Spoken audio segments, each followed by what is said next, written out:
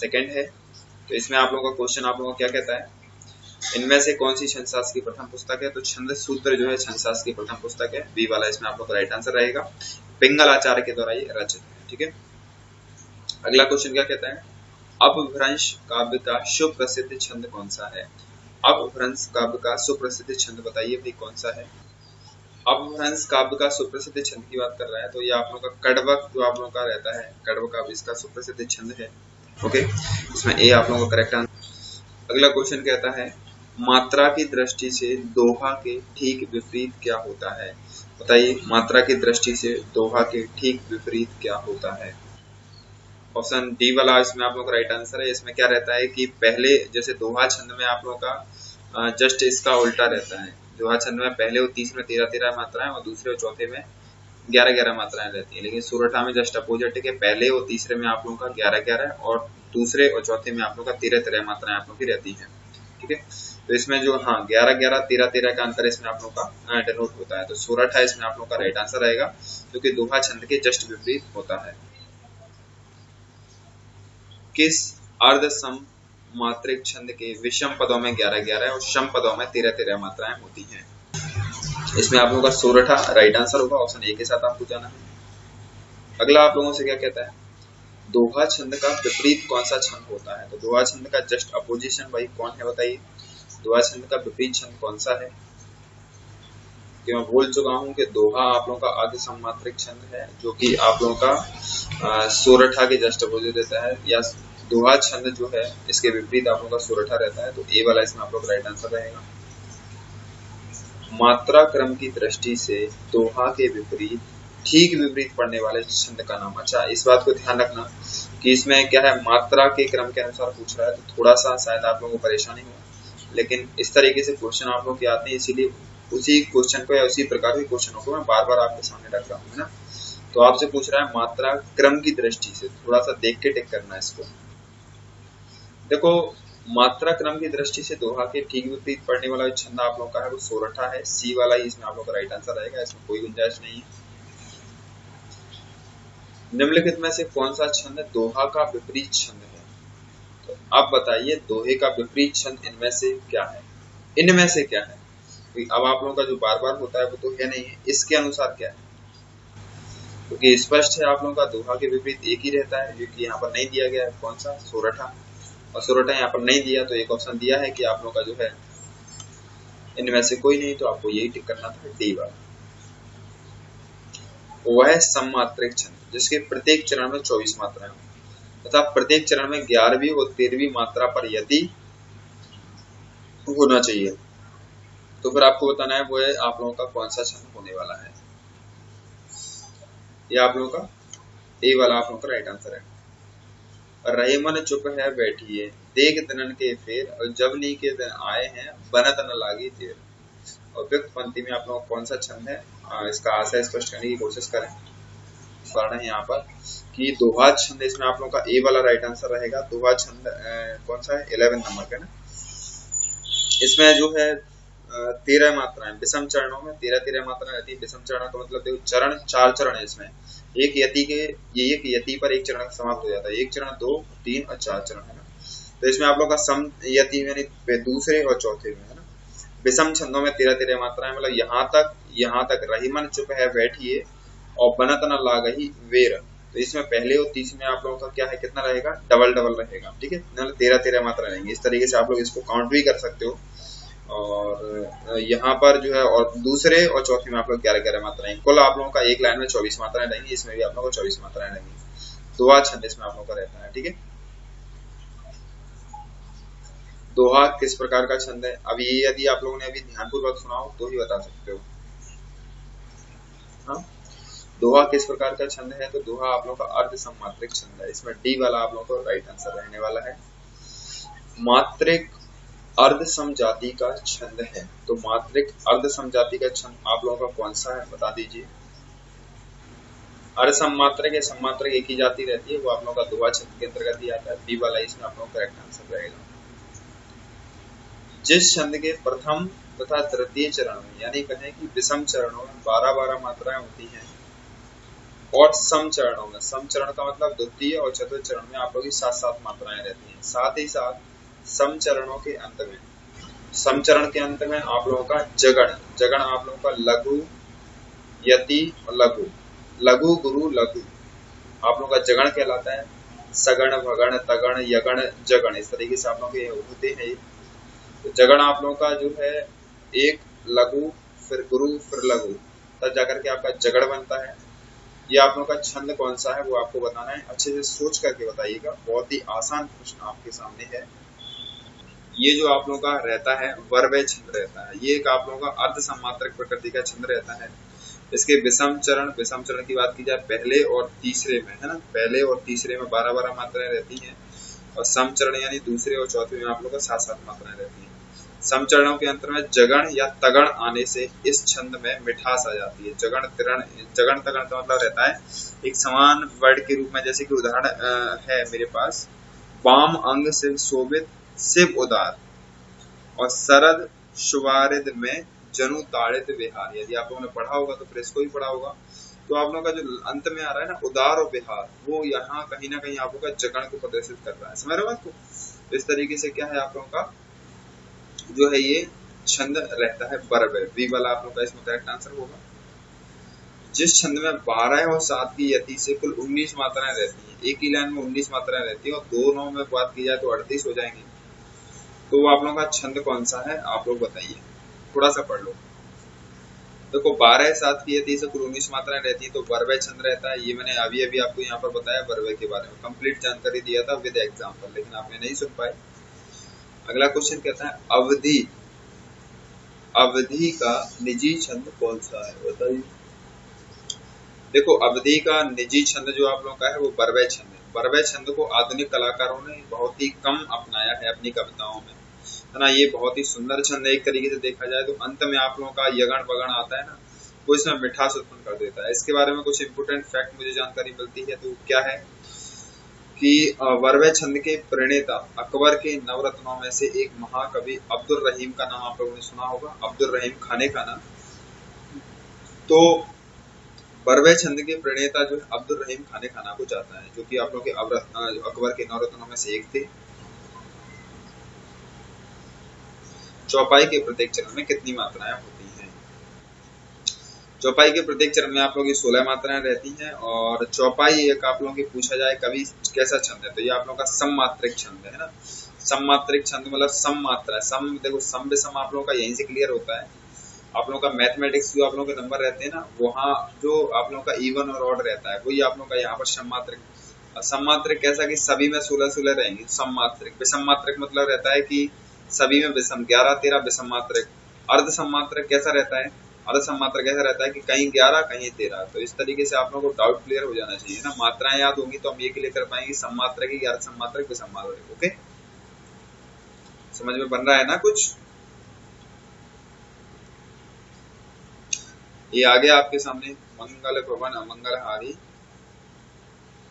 द्रवहुत दशरथ अजर विहारी, दीन दयाल व्रत संभारी, रघुनाथ हम संकट वारी। ये पूरा आप लोगों का किस छंद का प्रयोग किया गया बताइए। तो रामायण की शुरुआत इसी से होती है। चौपाई है आप लोगों की रामायण की। निम्न में से कौन सा वार्णिक छंद है बताइए, जिनके मात्राओं की गणना मात्रिक छंद कहलाती है, वर्णों के आधार पर जिसकी गणना होती है वो वार्णिक छंद आप लोग कहलाते हैं। तो कौन सा छंद आप लोगों का वार्णिक छंद है बताइए। देखो आप लोगों का सवैया छंद जो है आप लोगों का वार्णिक छंद के अंतर्गत आप लोगों का आता है ना। सवैया एक वार्णिक समृद्ध छंद है। समृद्ध तो प्रयोग किया जाता है नाम के लिए ही, जैसे कि बात की जाए तो वर्ण और मात्रा के आधार पर मूल रूप से छंद के 4 भाग हैं आप लोगों के, वार्णिक छंद, मात्रिक छंद, वार्णिक व्रत और मुक्तक छंद। तो वार्णिक में वार्णिक व्रत छंद के अंतर्गत आप लोगों का सवैया छंद आता है, तो सी वाला इसमें आप लोग राइट आंसर रहेगा। इसमें क्या है, एक चरण में 22 से लेकर 26 मात्राएं जो है रहती हैं, अक्षर होते हैं मतलब। और इसमें कई वेद होते हैं, जैसे कि आप लोगों का मध्यगंत, सुंदरी, मदरा, तो इसमें अलग अलग तरीके के आप लोगों के टाइप भी रहते हैं। सवैया, मध्यगंत, सवैया, समझ रहे हो आपको? ओके, मात्रा और गणना आधारित छंद आप लोगों का मात्रिक छंद कहलाता है। मात्राओं के आधार पर जिनका गणना की जाती है, वर्णों के आधार पर जिनकी गणना की जाती है वो आप लोग के वार्णिक छंद कहलाते हैं। वार्णिक छंदों में किसका विचार होता है, तो ये तो आप लोग के लिए बिल्कुल ही इजी आ गया है ना। पाणिक छंदों में किसका विचार होता है? तो पाणिक छंद में आप लोगों का वर्णों का विचार होता है। ऑप्शन ए के साथ आप लोगों को जाना है, कोई परेशानी यहाँ तक आपका नहीं होगा। पाणिक छंदों में गण कितने प्रकार के होते हैं तो बताइए।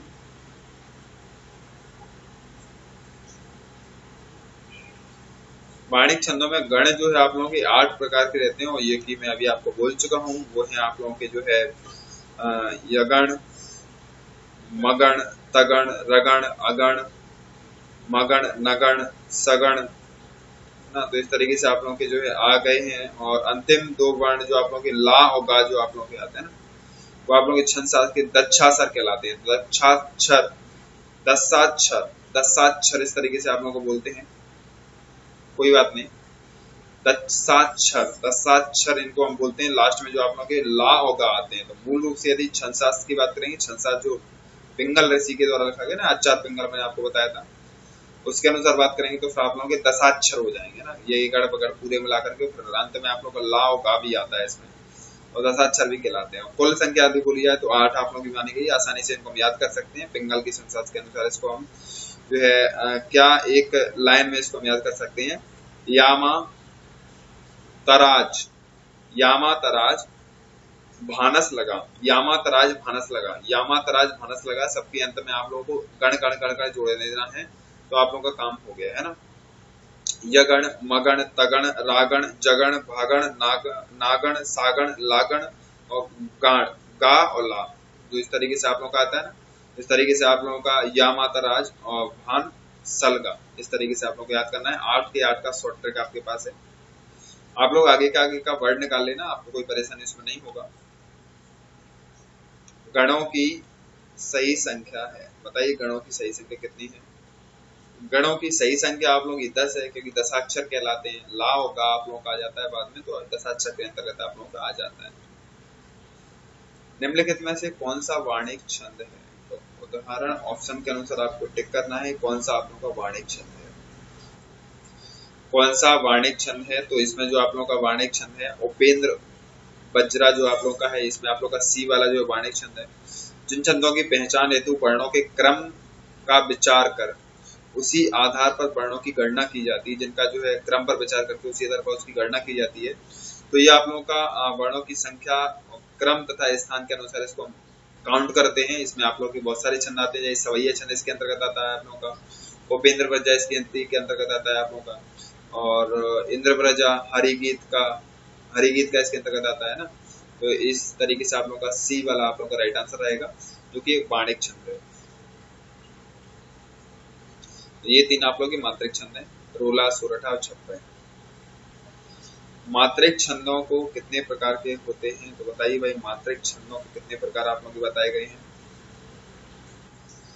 मात्रिक छंदों में मात्रा कितने प्रकार की होती है? तो 2 प्रकार की आप लोगों की मात्रिक छंदों में मात्रा रहती है। मूलतः आप लोगों का किसी स्वर के उच्चारण में लगने वाले समय की अवधि को मात्रा कहा जाता है। जैसे कि आप लोग कला और कल, आ जो आप लोगों का निकला ना, वो आप लोगों का टाइम टेकिंग है ना। तो मात्रा आप लोगों की जो यहाँ पर लगी थी, आ लगी थी, है ना। तो इसके भी 2 प्रकार आप लोगों के जो हम के अनुसार हैं कि हश्व या लघु। हश्व को हम दीर्घ कह सकते हैं, दीर्घ या गुरु, है ना, समझ रहे बात को। तो लघु मात्रा में 1 मात्रा रहती है, और जिसका चिन्ह जो है सीधा डंडा रहता है। और गुरु में आप लोग का एक एस टाइप का रहता है, इसमें 2 मात्राओं की काउंटिंग होती है। निम्न में से कौन सा मात्रिक छंद है? आप बताइए भाई, कौन सा मात्रिक छंद है ये सारे के सारे जो आपके दिए गए हैं मात्रिक छंद है। रोला, दोहा, चौपाई जो आप लोगों के छंद हैं, वो तीनों ही आप लोगों के जो है मात्रिक छंद के ही प्रकार के अंतर्गत आप लोगों के आते हैं। तो आप लोग का यही वाला इसमें करेक्ट आंसर रहेगा। जैसे कि यहाँ पर आप लोग का दोहा है, रोला है, चौपाई है, फिर आप लोग का सोरठा आता है, कुंडलियां आता है, छप्पा छंद आता है, उल्लाला छंद आता है, हरिगीत का छंद आता है, और गीत का और बरव है। ये सभी आप लोगों के मात्रिक छंद के अंतर्गत ही आप लोग के आते हैं। ठीक है, अगला क्वेश्चन पूछता है केवल मात्रिक छंद किस विकल्प में है? तो आपको बताइए, सिर्फ उसमें मात्रिक छंद ही मौजूद है।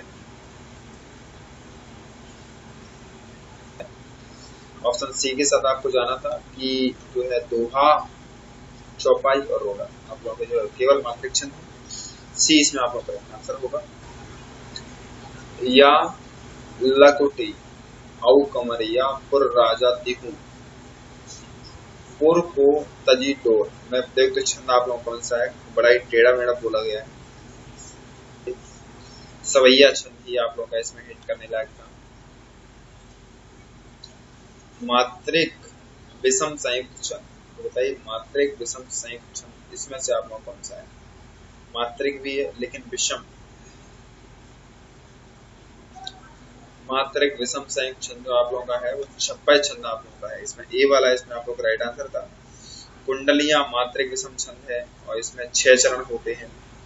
दोहा और रूला छंदों को मिलाने पर एक जो आप लोगों का छंद बनता है। कुंडलियां छंद के बारे में बात की जा रही है, तो दोहा और रूला को जब मिलाया जाता है तो कुंडलीय छंद का निर्माण आप लोगों का रहता है। इसमें आप लोगों का कुंडलीय छंद इसमें कुंडलीय छंद आप लोगों का जो करेक्ट आंसर आएगा ऑप्शन बी के साथ इसमें आप लोगों को जाना है। ओके, इसमें कुंडलीय छंद आप लोगों का राइट आंसर रहेगा। ठीक है, ये जब दोहा और रूला को मिलाया जाता है तब कुंडलीय छंद का निर्माण होता है।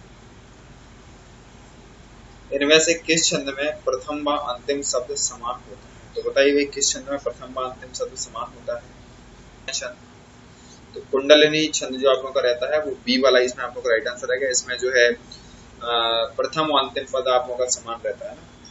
इसमें जो है प्रत्येक पंक्ति में 24 मात्राएं रहती हैं। प्रथम अंतर में जो है मूल रूप से इसमें 6 चरण होते हैं। तो कुंडलीय छंद का एक बात आपको जरूर ध्यान रखना है कि ये दोहा और रूला के मिलाकर के बनता है, तो इसमें चरणों की संख्या थोड़ी सी ज्यादा रहती है, 6 होती है। सरसी छंद, सरसी छंद आप लोगों को बताएं कितनी मात्राएं उसमें रहती है। मूल देखा जाए तो सरसी छंद जो आप लोगों का है इसमें 27 मात्राएं रहती हैं और 16 और 11 पर यति, यति का मतलब अल्पविराम के रूप में हम ले सकते हैं। तो 16 और 11 पर इसमें आप लोगों का यति रहती है और अंत में आप लोगों का समचरणांतु लघु गुरु होता है। तो अंत में आप लोगों का समचरणांतु लघु गुरु यहाँ पर लिखा है, समचरण वाला रहता है, इस बात का भी ध्यान रखना है। और पहली 16 मात्राओं की लय चौपाई की तरह तथा शेष 11 मात्राओं की लय जो है दोहे की और दूसरे चरण की तरह होती है। मतलब ये आप लोगों का दोहा और चौपाई से मिलकर ये बनता है। फिर बात को दोहा और रूला से मिलकर के कुंडलीय बनता है, दोहा और चौपाई से मिलकर सरसी बनता है। तो ये भी आप लोग कभी कभार जोड़ भी पूछे जा सकते हैं। अनुष्ट पद है, अनुष्ट पद एक क्या है बताइए। अनुष्टुप जो आप लोगों का है एक छंद का ही प्रकार आप लोगों का रहता है। ये जिस छंद में पंचम अक्षर प्रत्येक चरण में लघु हो। हाँ, पहली बार ही पढ़ा होगा क्योंकि ऐसे सामासिक पदों के रूप में इसको प्रयोग किया नहीं जाता जैसे और छंदों को प्रयोग किया जाता है ना। एक छंद की प्रकृति अनुष्टुप इतना ही याद करो। वैसे हायर एग्जाम में पूछा जाता है, नॉर्मल कभी नहीं आता है, लेकिन इतना तो होना चाहिए कि अनुष्टुप हमने सुन रखा है। घनाक्षरी छंद, ये तो सुना होगा। घनाक्षरी छंद आप लोग कैसा है, मात्रिक है वर्णिक है। घनाक्षरी छंद की बात कर रहा है तो ये आप लोगों का वर्णिक छंद होता है। घनाक्षरी में 30 से लेकर 33 वर्णों का एक चरण होता है, वर्णों का है। वहां पर मात्रिक छंदों में मात्राओं का, यहाँ पर वर्णों का 30 से लेकर 33 वर्णों का एक जो है आप लोगों का चरण रहता है घनाक्षरी में। 16 और 15 पर आप लोगों का प्रधान यति आप लोग का आता है और 8 7 वर्णों पर साधारण यति, मतलब हल्का हल्का अल्पविराम आप लोग का आता है। घनाक्षरी छंद आप लोगों ने सुन रखा हो। इसमें क्या है, समान तुक वाले शब्दों का बार बार प्रयोग किया जाता है। समान तुक, तो का मतलब जैसे काम नाम नाम, इस तरीके से अंत में एक ही तरीके का तुक आप लोगों को लगता रहे। ठीक है, छप्पा छंद सुना होगा, दिमाग खराब कर रखा था इसने 12th क्लास में भाई। छप्पा छंद के बारे में सुन रखा है, तो छप्पा छंद के बारे में बताइए कैसे होते हैं। छप्पा छंद आप लोगों का इसमें ए वाला राइट आंसर रहेगा। ये आप लोगों का मात्रिक विषम और संयुक्त छंद है। इस छंद के 6 चरण रहते हैं और प्रथम चरण आप लोग का रोला और शेष 2 चरण आप लोग के उल्लाला के रहते हैं। प्रथम द्वितीय तृतीय चतुर्थ के योग से, प्रथम द्वितीय और तृतीय चतुर्थ के योग से बनते हैं। और छप्पा छंद जो आप लोगों की बात की जा रही है, छप्पा में उल्लाला के सम विषम चरणों का दोनों का ही इसमें प्रयोग किया जाता है। और 15 और 13 मतलब एक वर्ण एक लाइन में जो आपकी बात की जाए तो कुल 28 इसमें मात्राएं रहती हैं। ओके, अगला क्वेश्चन आपसे क्या पूछ रहा है, किस छंद में 4 से अधिक चरण रहते हैं बताइए। होते हैं ना छप्पा छंद के बारे में बोला था मैंने अभी कि इसमें 6 चरण रहते हैं, 4 से अधिक हो गया। छप्पा छंदी इसमें आप लोग का राइट आंसर रहेगा।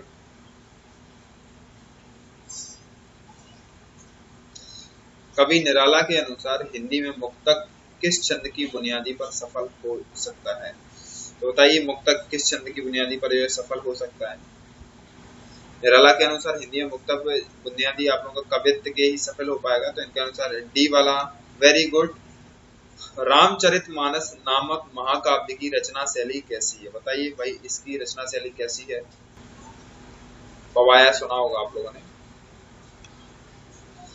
ये दोहा चौपाई शैली में लिखी गई है, इसके बारे में तो आपको कोई परेशानी होना ही नहीं चाहिए ना। अगला क्वेश्चन आप लोगों से क्या कहता है? अगला क्वेश्चन आप लोगों से कहता है, रुकिएगा 1 मिनट रुकिएगा। ये जो आप लोगों को कह रहा है, क्या कह रहा है आप लोगों का? राग है कि रूप है, कि रस है कि जस है, कि तन है कि मन है, कि प्राण है कि प्यारी। उपयुक्त पंक्तियों में आप लोगों का रस कौन सा है? बताइए भाई इसमें कौन सा रस आप लोगों का प्रयोग किया गया? ये क्वेश्चन पूछा गया है मम्मट किस संप्रदाय के आचार्य हैं? तो मम्मट का बताने का कष्ट था। मम्मट किस संप्रदाय के आचार्य थे? मम्मट जो आप लोगों के थे ध्वनिक संप्रदाय से आप लोगों के संबंधित थे ना, तो सी वाला इसमें आप लोगों का राइट आंसर रहेगा। सो ओके, एक दो क्वेश्चन अलंकार होंगे, तो कल का टॉपिक आपका अलंकार होने वाला है। अलंकारों की महत्ता के संबंध में इनमें से कौन सा कथन सही नहीं है? अलंकार काव्य में सौंदर्य उत्पन्न करते हैं। नहीं, सौंदर्य और शोभा में थोड़ा सा अंतर रहता है, तो इसी के चलते कौन सा सही नहीं है, इसीलिए मैंने यहाँ पर सी को टिक किया, क्योंकि अलंकार काव्य सौंदर्य उत्पन्न नहीं करते, बल्कि काव्य सौंदर्य में वृद्धि करते हैं। उत्पन्न करना और वृद्धि करना एक अलग अलग चीज रहती है ना। तो काव्य सौंदर्य उत्पन्न नहीं करते, काव्य सौंदर्य में वृद्धि करते हैं। तो अलंकारों का काम रहता है उसको बढ़ाना। निम्नलिखित में से कौन सा अलंकार भेद नहीं है? तो बताइए कौन सा अलंकार भेद नहीं है? छंदा अलंकार, बी वाला इसमें आप लोग का राइट आंसर रहेगा। कौन सा भेद ना होने की बात कर रहा है? तो 3 भेद माने जाते हैं, शब्द, अर्थ और वया। छंदा अलंकार इसका भेद नहीं है। और आज का सेकंड लास्ट क्वेश्चन, इनमें से अनुप्रास अलंकार का लक्षण ना हो। तो अनुप्रास अलंकार का कौन सा लक्षण नहीं है बताइए? इसमें मैंने बता रखा था आप लोगों को कि एक के जो है शब्द के प्रारंभ अथवा अंत में वर्णों की आवृत्ति होती है, या एक से अधिक वर्णों की क्रमानुसार आवृत्ति रहती है, लेकिन पूरी की पूरी पंक्ति बार बार नहीं आती, ये उसका लक्षण नहीं है ना। शब्दों की तो बार बार या वर्णों की बार बार उत्पत्ति हो सकती है, लेकिन पूरी की पूरी पंक्ति नहीं आ सकती। सी वाला इसमें आप लोग का राइट आंसर रहेगा। आज का अंतिम क्वेश्चन आपके सामने, सो सुख सुजस सुलभ मोहि स्वामी में कौन सा अलंकार आप लोगों का यहाँ पर प्रयुक्त है? तो बताइए यहाँ पर हम क्या सीखेंगे? यहाँ पर जो हम सीखने वाले हैं वो अनुप्रास अलंकार को सीखने वाले हैं। अनुप्रास के बारे में जो है आप लोगों का अनु और प्रास 2 शब्दों से मिलकर बना है। अनु जो आप लोगों का अर्थ रहता है, इसका अर्थ रहता है बार बार, बार बार। और प्रास का जो अर्थ रहता है वर्ण, मतलब किसी भी वर्ण की बार बार प्रतिपत्ति आप लोगों का अनुप्रास अलंकार को छेड़ता है। जहाँ स्वर की समानता के बिना भी वर्णों की बार बार उत्पत्ति होती है, वही अनुप्रास अलंकार आप लोगों का रहता है। जिस तरीके से आप लोगों ने यहाँ पर देख रहे हो, सो सुख सुजस सुलभ मोहि स्वामी, तो सा सा सा सा आता जा रहा है। तो इस तरीके से आप लोगों का वर्णों की बार बार उत्पत्ति यहाँ पर आप लोगों की हो रही है। ठीक है, आइए आशा करता हूँ चीजें आप लोगों को अच्छे से पसंद आई होंगी और समझ में भी आया होगा।